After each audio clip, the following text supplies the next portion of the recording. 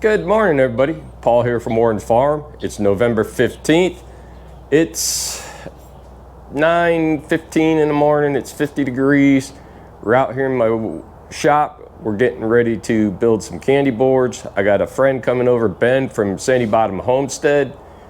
He's got a couple beehives. We're going to build him some candy boards, and it's going to be a good time today.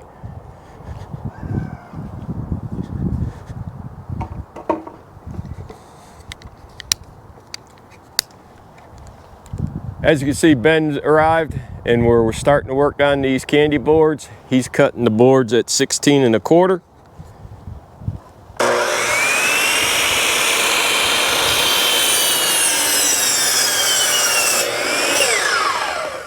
So now we're cutting the 19 7/8, and then we'll rip them boards in half.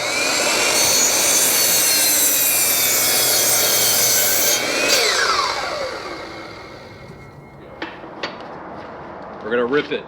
Ready? I'm just joking. One thing when you're ripping, you always want to push stick. You don't want to use your hands because you don't want to lose fingers. This could get a little loud, so we'll play some music or something when this is going.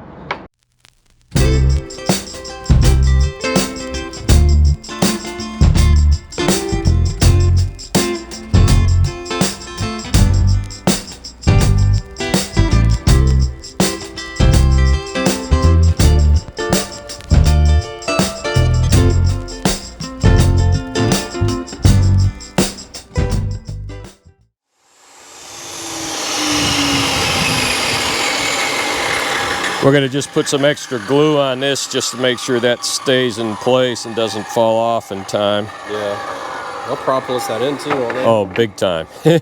Big time. Kind of learned that propolis is like a little bit extra safety. Yep. How long have your candy boards lasted you? Quite a few years. I still got the originals that I built from years ago. Yeah. So they last a while, right? Yeah. Yeah. Because you figure you're just putting them on now, and then take them off and store them. Yep. So they're not. You know, one thing I've realized. So my bonsai bench is made out of regular studs. Mm-hmm. And I was worried it wasn't going to last. Dude, it's like 6 years, and they're still holding on because they don't sit. They don't have ground contact. They get airflow and all that stuff. Yep. And that's what makes the big difference. Is yeah. So what we're doing, we're putting together the candy board outer boxes. I put a couple of brad nails in it just to hold them in place. Then Ben is countersinking screws into them. We got to get that staple out of there.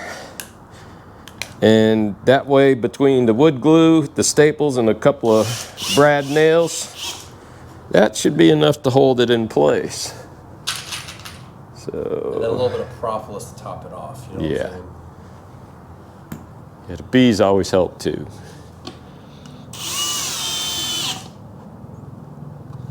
And a lot of people say, why do you go through so much trouble?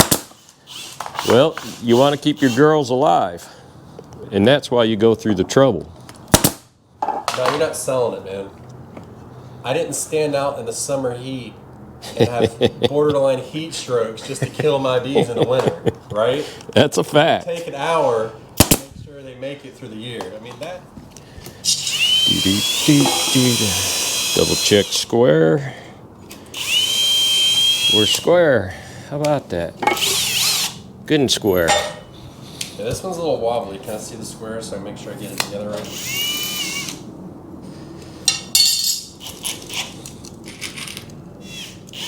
You should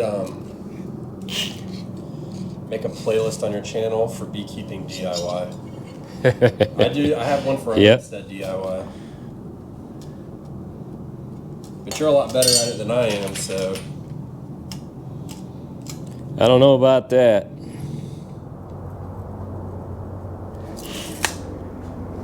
Should I paint these before I put the candy in it? Yeah. Are you making the candy? We can, and you can take it with you, or you can.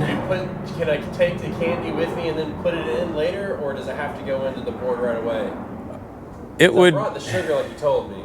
Tell you what, we can make some and put it in the other one there. And then, Yours? yeah, Okay. one that's already painted. Just so I can see the process. Bingo. Check. You use a turkey burner 4. to make sugar water and candy and stuff? Or you do it in your house? No, I don't heat it up at all. No, I'm talking about like when you make your 2 to 1 to 1 and all that stuff. I don't even do that anymore. I just put it in a pot. I got that fancy stir, put it in there, stir it. I don't heat it up, nothing. Really? Really. Go backwards. I feel like I just got cheated out of time. I used to do that. And then I read another beekeeper's thing that said you don't need to do that because it's going to dissolve. Well, I read it that for 1 to 1 don't need to, but 2 to 1 kind of need to. Not really. It just takes longer to dissolve. That's all. You just saved me $50. All right, so this here is the sample board that we're kind of going off of, where this one's painted and it's got it in there. And this is what the ones we just built look like. They got the wire mesh, the boards, the mesh is up off where it won't be sitting on the bottom. That way the bees got room to crawl. Got the 5/16 inch hole drilled in it so the bees can come and go if they get up in there. And all that's left to do is paint them and put some candy in them. All right, now we're coming up to the garage.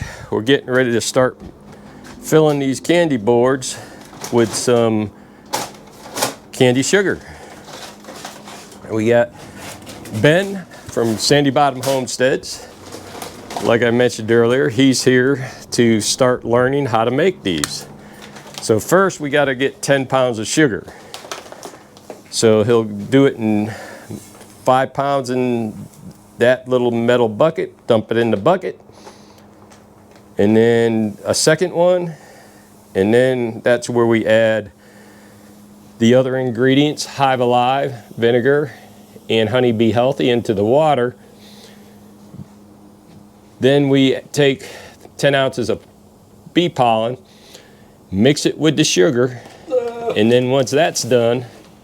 How much you think that weighs? You're looking, aren't you? Yeah, I see it already. Oh, man. It's 4 pounds. You can go a little more. You'd get all 5 in there. Yeah, I don't want to spill it on the floor. Right here? Yep. If I spill it on the floor at my house, it'd be terrible. That's what brooms are for. Man, you can't sweep up sugar. You think you do, but Mr. Roach don't believe it.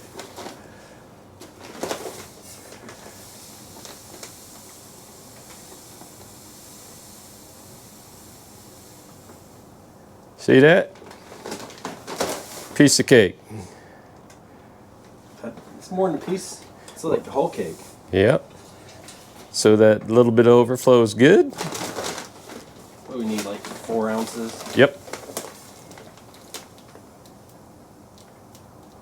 Good. So now we got 10 pounds of sugar in there. So now we got to add the pollen to the sugar and stir that in. 10 heapings tablespoons. 5. We're making 2 boards. We're only making 1 board. This is sugar for 1 board. Okay, 10 pounds is for 1 board. Yes. Check. What's this? That's a block. Just put it inside the screen. I'll show you what that's for later. Okay, that's for the candy board. Yeah. I thought this was your tablespoon. I'm like, this is the weirdest tablespoon I've ever seen. No. People get creative, man. Yes, they do.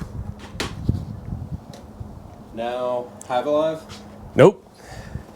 No. Now you got to put your hand down in there and start stirring. You got to stir and stir and stir till that's well combined. See, I thought you called me over here to get me to help, to teach me, and you just want me to get my hands on the sugar. No, this is teaching you. You got to reach way down in the bottom and get it all in there. Because you got to mix all that bee pollen. So it's like yellow, consistent yellow? Yep. And there's no clumps of the pollen and all that is mixed so well together that you won't have like a clump of bee pollen in one area. It takes a little bit, so we'll be right back. So now, because when we get ready to do this, the candy, once that's made, the sugar would just fall right through this 1/2-inch screen. So a good thing is you can save the sugar bags and you can put that inside and trim it up to size. And that way, you don't have to worry about overflow. And all I do is I use my dandy knife, score a line, and I know just where it needs to be cut. Is this pollen human edible? I don't know. I've never read the label to find out if it is or not. I kind of want to taste it. Is that weird? No. But it does make you wonder.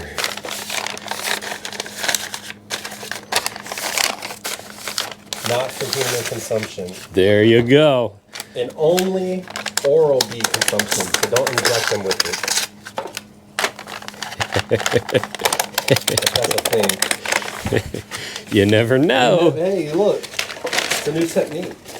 So if you guys are looking for a good workout, this will give you Popeye forearms right here. If you don't know who Popeye is, I'm sorry.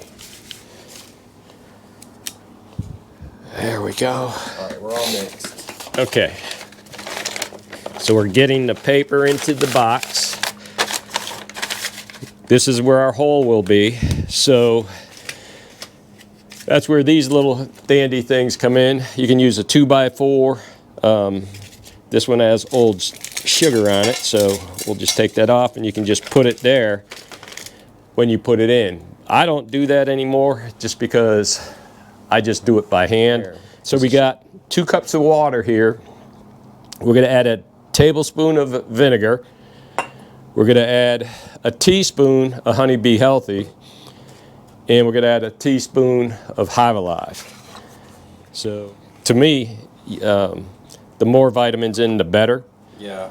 Same with the Hive Alive, but the Hive Alive is so expensive, I stick to what it says.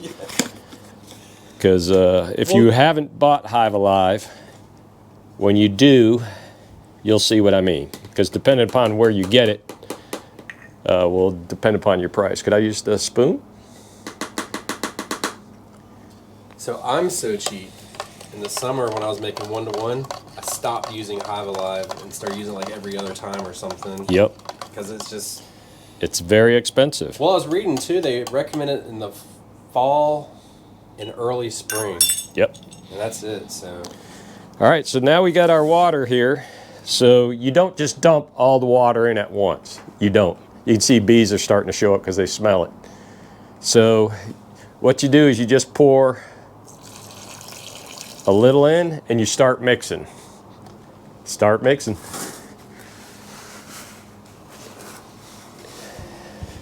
And you got to dig down and shake it up really good. So this is where you earn your muscles, because you got to get in there, you got to break it all up. Let's see, get that out of there. And it's a process. You just got to dig way down and keep stirring and stirring and stirring, because when you think it's mixed enough, it won't be. So you got to keep going. It needs to be a smooth consistency? Well, smoother? Yeah. Okay. Yeah, and then we'll be adding more water when you think it needs it. Oh, the texture is totally different though. It's like soft. Oh yeah. But last night we had the Onslow County Beekeepers meeting, and it was the election night. So we elected a new president, a new vice president, a secretary, and first-year director. And then we also had classes on honeycomb management, wax management, and how to store your honeycombs. So in your frames, that is. So if you're not in a bee club, I recommend getting in one because you'll learn from these old timers that are in there and some of the young timers that are there. It all depends upon what you think. So I highly recommend anybody to get into your local bee clubs that are in your area. Hey, I taught you something yesterday. Of all the things you taught me, I taught you one thing. How to read a text? No, about the basil. Yes, yes. And Ben did. He had a neighbor who is raising basil, and she stated that the honeybees were all over the basil. So I'll let Ben tell you what he found out in doing that research. So, yeah, go ahead and give me a little bit more. I went over there, and my neighbor was like, look at all these bees. I'm like, man, these are all my bees.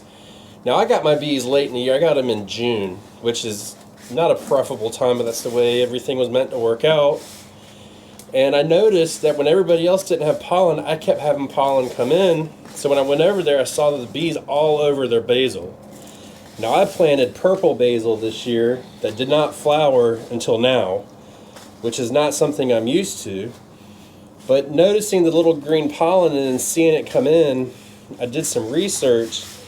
And apparently, of the herbs that you grow, lavender and basil is a really good protein for them in your summer dearth. So what I'm planning to do is I'm going to plant basil that I'm not even going to harvest. I'm just going to make it bolt. It's the first time for me I've ever tried to make something bolt. And see if I can't, give them a little bit of a crutch so I don't have to make nectar and stuff like that for them in the summer when the dearth is happening. So, because pine trees, they can't use the pollen. It doesn't have the protein? Proteins. It doesn't have the protein that they need. So maybe it'll be a good tip. You guys can try it. Let Paul know if you like it. Who doesn't like basil, though? Yeah, exactly. And Ben was friendly enough too. I like bok choy. He was raising bok choy, so he brought me some bok choy. You need to check out his channel at Sandy Bottom Homestead. It'll be linked in here, so you'll see where it's at, and pay him a visit.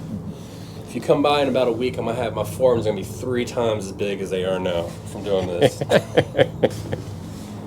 More juice, please.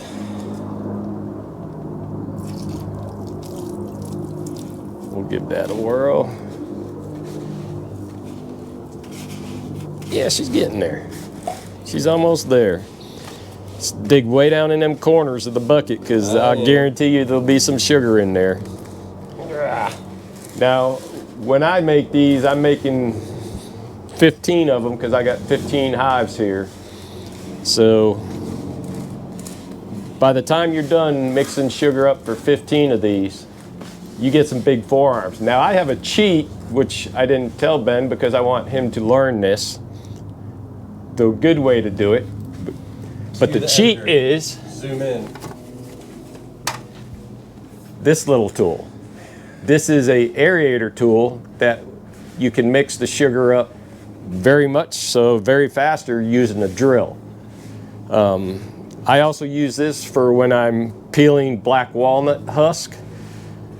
So if you do use it for black walnut husk, you got to make sure that it's clean before you use it in the sugar, because black walnut husk and the juice from them will kill your grass.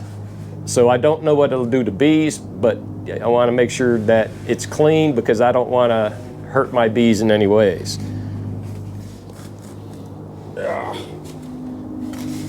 Yeah, that's looking good. Nothing in the corners. Now grab it and squeeze it with your hand and see if it kind of sticks together.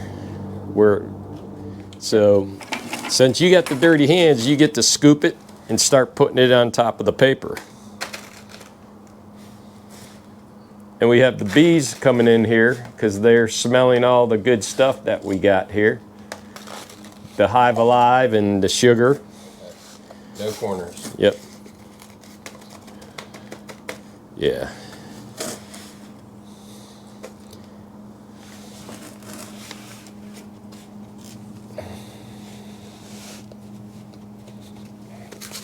Hey, I thought I was doing this.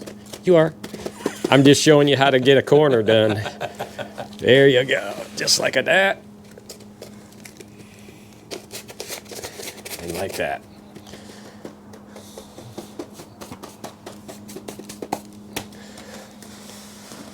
It's hard not to get your hands dirty when you see somebody else doing all the work.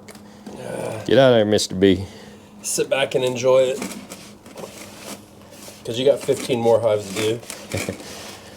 Luckily, they're already done. Yeah, for now. Now, how often will you put candy on them? Depends upon how much they use and how cold of a winter you get, really. That's a terrible answer. I hate that about beekeeping. Everything is dependent. Yep. And that's one of the things is you don't know what bees are going to do. No. So,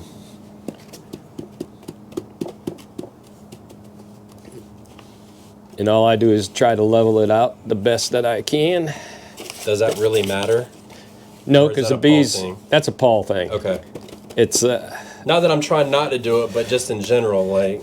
well, it's a military thing. Covering a line and all that good stuff and from my military days. And I know I've mentioned it before, but I did do 21 years in the Marine Corps, Semper Fi, and it's one of them things. It's just, when you stay in the military for that long, you can't help but to, you got more in there. I know. You could just probably turn it over now and then use the spoon and scrape the sugar off your fingers. Look. Go ahead. If you want to bite, go for it. What do you want me to do? Scrape it off my fingers? Just scrape it off your fingers.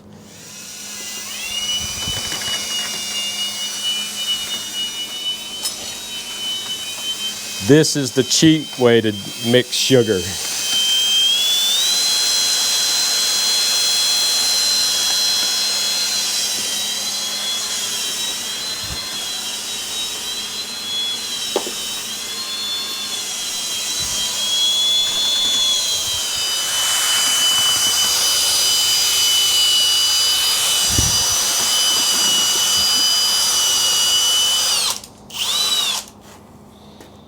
You know why I like it?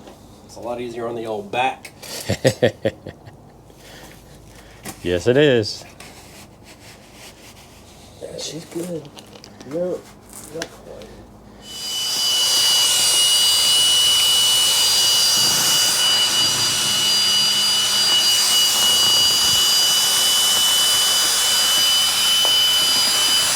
The honeybee healthy.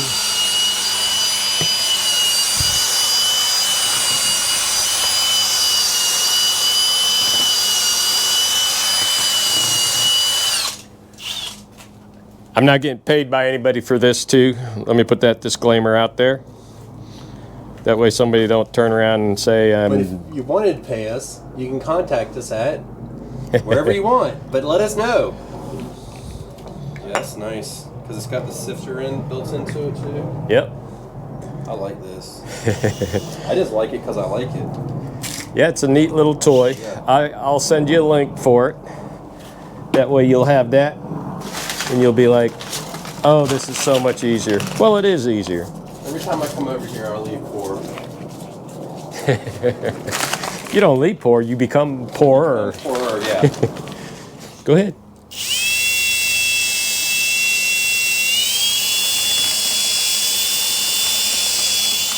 So before I started using this, my original thought is, and question to you is, can you use one of the things that you use to like mix mortar or paint, you know, at the end of the drill? Yep.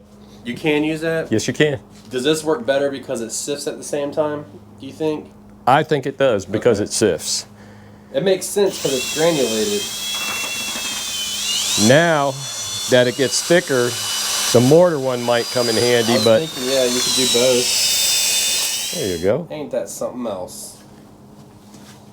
Here, y'all have that. Go ahead. Yeah. Bon appetit. You can't just dump it in there, right? Sure you could. You just didn't want me to do that the first time. No. Let's see how it's going. I smell what the rock is cooking. Where's the hole at? That side? Right here. Okay.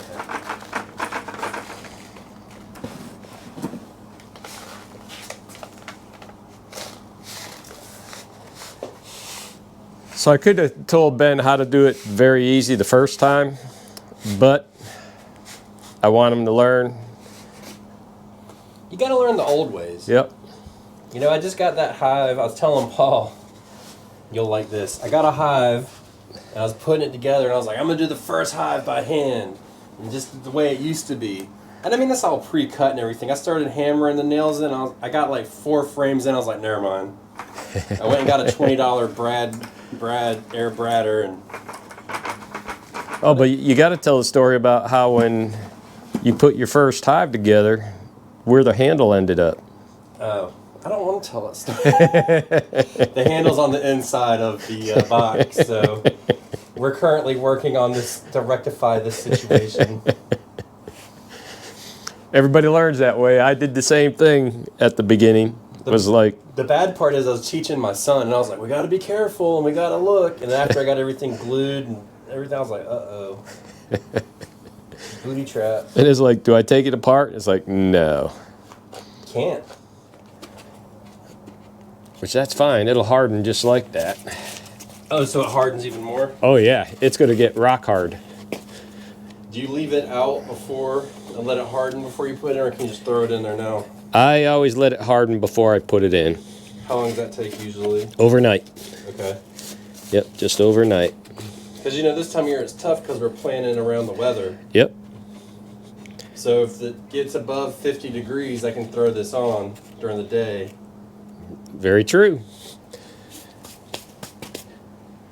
And if it gets below 50 degrees, you got to have everything staged. So you take the outer cover off, the inner cover off. This goes on immediately.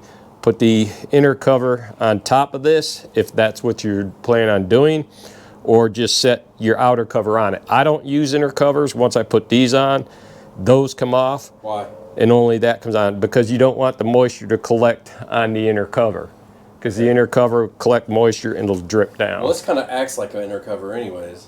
Pretty much so, yeah. So that's it. Hope you enjoyed. So from Ben and Paul, have a great day, and we'll see you on the internet. And don't eat bee pollen.